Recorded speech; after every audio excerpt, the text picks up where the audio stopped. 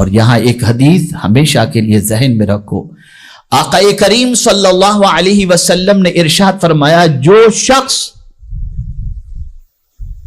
معافی مانگے، کسی سے معافی مانگے اور وہ شخص اسے معاف نہ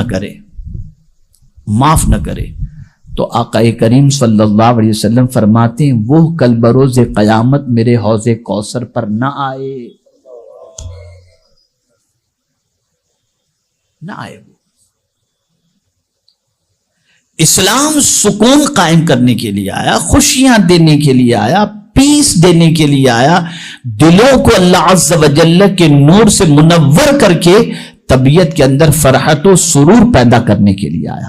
ہم نے تعلیمات نبویہ صلی اللہ علیہ وسلم کو چھوڑ دی، نتیجتاً آج ہماری زندگی بربادی کے دہانے پر پہنچ چکی ہے اور ہم خوشیوں کے انتظار کے اندر طویل عرصہ گزارتے ہوئے نظر آتے ہیں۔ تو پہلی چیز کیا کرنا، سمجھ گئے نا؟ خوش رہنا ہے تو معاف کرنے کی عادت اپناؤ، خوش رہنا ہے تو معاف کرنے کی عادت اپناؤ، انشاءاللہ العظیم ہمیشہ خوش رہو گے انشاءاللہ۔ یہ پہلی چیز۔ اب آئیے دوسری چیز کی طرف آتے ہیں، بھول جانے کی عادت اپناؤ۔ خوش رہنا ہے تو بولیے بھول جانے کی عادت، فرگیٹنیس، بھول جانے کی عادت۔ لے کے مت بیٹھو، تو نے یہ کہا تھا، تو نے ایسا کہا تھا، صدیوں تک جنگ نہ چلاؤ، بچوں تک یہ باتیں منتقل نہ کرو کہ اس نے ایسا کہا تھا، اس کی ماں نے ایسا کہا تھا، اس کے باپ نے ایسا کہا تھا، فلاں کس نے ایسا کہا تھا۔ نہیں، بھول جانے کی عادت۔ اور جو شخص بھولتا نہیں، یاد رکھتا ہے ایسی چیزوں کو جو اختلاف والی ہیں، وہ غم میں ہمیشہ گرفتار رہتا ہے، وہ ہمیشہ غم میں گرفتار رہتا ہے۔ اور بھول جانے سے غم ہلکا ہو جاتا ہے۔ میں دلیل دوں گا، انشاءاللہ سمجھ میں بات آ جائے گی۔ بھول جانے سے کیا ہلکا ہو جاتا ہے؟ بولیے، غم ہلکا ہو جاتا ہے۔ آپ کو ایگزامپل دیتا ہوں، قبرستان یہاں شاید ہو سکتا ہے قریب ہو، کہیں ہے نا؟ جب کسی کا انتقال ہوتا ہے تو دفن کرنے کے لیے جب لوگ جاتے ہیں، اگر باپ کا انتقال ہوا ہے تو بیٹا دھاڑے مار مار کے روتا ہے۔ اس وقت اپنے کو لگتا ہے کہ اس کی زندگی کیسے گزرے گی اپنے باپ کی جدائی میں، یہ غم ہوتا ہے اس کے پاس۔ اس غم کی وجہ سے ہم کو یہ محسوس ہوتا ہے کہ اب تو کبھی اس کو خوشی ہوگی نہیں، کبھی مسکرائے گا ہی نہیں لگتا ہے۔ لیکن ہم اسی بچے کو 1 سال بعد دیکھتے ہیں تو وہ کھیلتا بھی نظر آتا ہے، کھاتا بھی نظر آتا ہے، پیتا بھی نظر آتا ہے، اس لیے کہ اس غم کو وہ بھول گیا، اس غم کو وہ بھول گیا، تو اس غم کو بھول جانے کی وجہ سے اسے خوشی نصیب ہو گئی۔ تو اس چیز کو یاد رکھیں، بھول جانے کی عادت رکھو، کڑواہٹ کو بھول جاؤ، آپسی اختلاف کو بھول جاؤ۔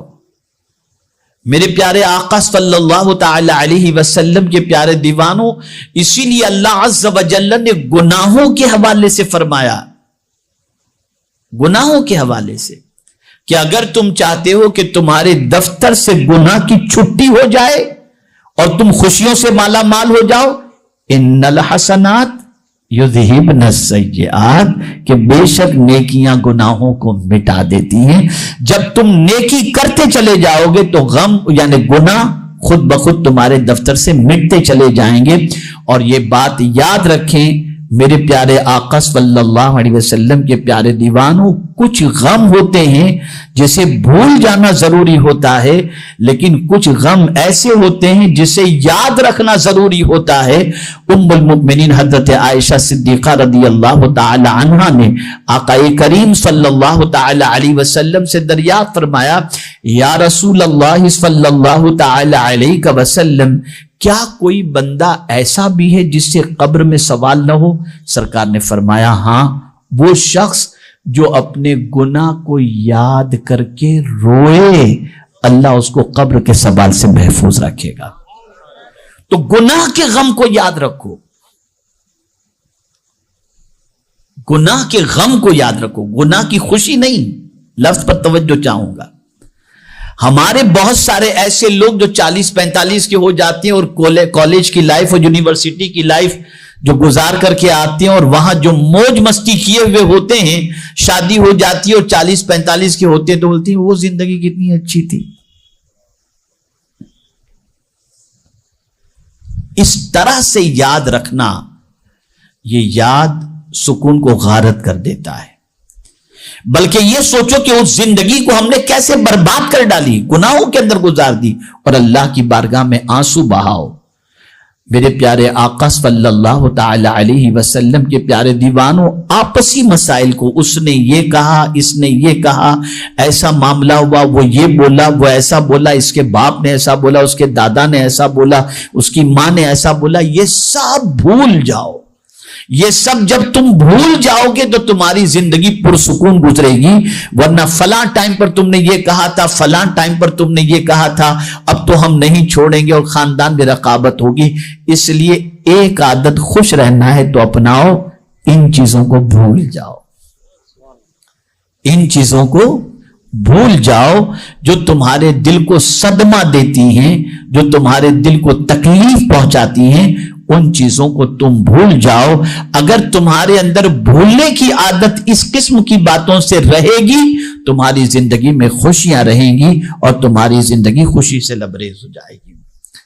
اب آئیے تیسری چیز، اور یہ بہت اہم ہے.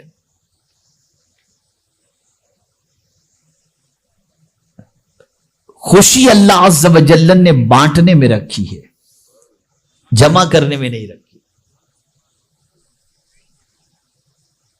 خوشی اللہ عز و جل نے بانٹنے میں رکھی ہے، جمع کرنے میں نہیں رکھی. آپ شاید اس سے مال سمجھتے ہوں گے کہ مال بانٹنا، مال بھی ہے، مسکراہٹیں بھی ہیں، ٹائم بھی ہے، یہ ساری چیزیں بانٹو. آپ یہاں تک کہ کھانا بھی بانٹو، کپڑا بھی بانٹو، ٹائم بھی بانٹو. اللہ عز و جل نے اس میں خوشی رکھی ہے. میں آپ کو بتاؤں، اللہ والوں کے حوالے سے رسول اعظم صلی اللہ علیہ وسلم نے فرمایا ولی کون؟ تو میرے آقا صلی اللہ علیہ وسلم ارشاد فرماتے ہیں جن کے چہرے کو دیکھو تو خدا یاد آ جائے. ولی کے چہرے کے اندر اتنی کشش ہوتی ہے کہ ان کے چہرے کو دیکھ کر کے خدا یاد آ جائے. ان کے چہرے میں کبھی اداسی نہیں ہوتی، مایوسی نہیں ہوتی، ان کا چہرہ چمکتا ہوا ہوتا ہے. جانتے ہیں کیوں؟ اور ایک اور بات ہوتی ہے، ولی کو کسی کا ڈر نہیں ہوتا. ولی کو کسی کا ڈر نہیں. میں نے قرآن کی آیتوں میں تلاش کیا کہ یا اللہ یہ تو ولی کی صفت بتائی گئی، لا خوف علیہم ولا هم یحزنون، لیکن یہ کرتے کیا تھے جس کی وجہ سے ان کے دل میں خوف نہیں ہوتا تھا اور کوئی غم نہیں ہوتا تھا؟ کرتے کیا تھے؟ تو ایک نہیں بلکہ آیتوں کا انبار مجھے نظر آیا. آئیے سنیے 2 آیتیں میں آپ کو بتاؤں. اللہ کے ولی اس لیے خوش نظر آتے تھے اور ان کو کسی چیز کا، یعنی پاسٹ کا کوئی غم نہیں، فیوچر کا کوئی ٹینشن نہیں. وجہ کیا تھی؟ تو اس کو قرآن نے مینشن کیا، الذین ينفقون اموالهم باللیل والنہار سرا وعلانیہ فلہم اجرہم عند ربہم ولا خوف علیہم ولا هم یحزنون. وہ دن میں، رات میں دکھا کر، چھپا کر اللہ کی راہ میں اپنا مال بانٹتے رہتے ہیں. یہ بانٹنے والے، یہ بانٹنے کی وجہ سے اللہ ان کے دل سے خوف کو نکال دیتا ہے اور پاسٹ کے غم سے اللہ عز و جل انہیں نجات عطا فرماتا ہے. اور پھر یہ نہیں کہ دھندا اچھا ہو تو بانٹے اور مندے میں نہ بانٹے. نہیں، اللہ والوں کی شان قرآن بیان کرتا ہے، الذین ينفقون اموالهم الذین ينفقون فی السراء والضراء، کہ وہ اپنا مال خرچ کرتے ہیں خوشی میں بھی اور غم میں بھی. یعنی خوش ہوتے ہیں تب بھی خرچ کرتے ہیں اور غم میں ہوتے ہیں تب بھی خرچ کرتے ہیں. اس لیے ان کے چہرے پر بہت بشاشت ہوتی ہے اور وہ ہمیشہ خوش نظر آتے ہیں. اللہ ان کو غم سے بے نیاز کر دیتا ہے اس لیے کہ وہ بانٹنے والے ہوتے ہیں. اب سائیکولوجیکل پوائنٹ آف ویو سے میں آپ کو بتاؤں, ریسرچ یہ بتاتی ہے کہ سخی کبھی اداس نظر نہیں آئے گا اور بخیل ہمیشہ اداس نظر آئے گا. آپ سخی کو دیکھیں گے وہ مسکراتا ہوا دکھائی دے گا آپ کو, لیکن بخیل کو ہمیشہ آپ دیکھیں گے منہ لٹکایا ہوا, حل من مزید, حل من, اور آئیے, اور چاہیے, اور چاہیے, اور چاہیے. سخی کو اللہ عز و جل خوشیاں عطا فرماتا ہے. بلکہ آقا کریم صلی اللہ علیہ وسلم نے ارشاد فرمایا, السخی حبیب اللہ ولو کان فاسق.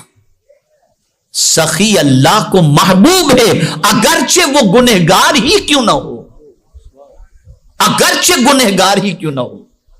اللہ نے سرکار صلی اللہ علیہ وسلم نے فرمایا سخی اللہ کا حبیب ہے, اللہ کا محبوب ہے.